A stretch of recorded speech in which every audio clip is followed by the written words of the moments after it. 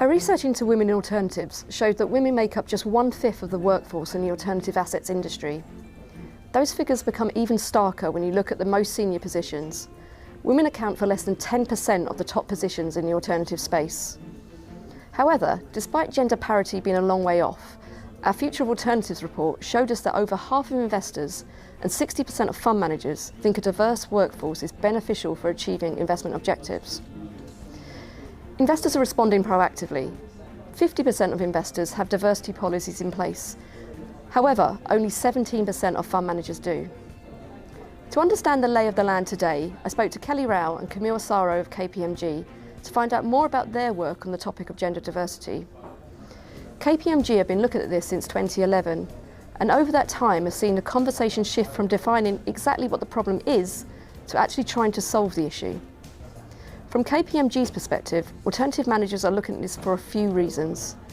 Firstly, if you look at the data, you can see that diversity at the decision-making level leads to better results, reduced risk, and ultimately stronger returns. Secondly, investors are more often asking to see diversity policies before they make investment decisions. Retaining top female talent is also a key area of focus for these investment businesses. What we at Preqin have seen is more managers looking to get policies in place.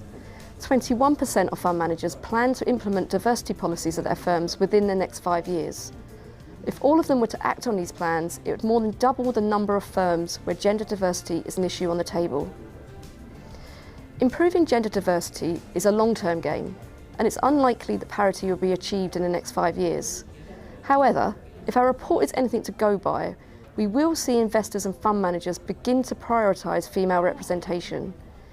KPMG have shown with their work that alternative investment firms are already introducing schemes to build the pipeline of talented women in the industry. And investors are supporting this by enforcing policies around hiring investment managers.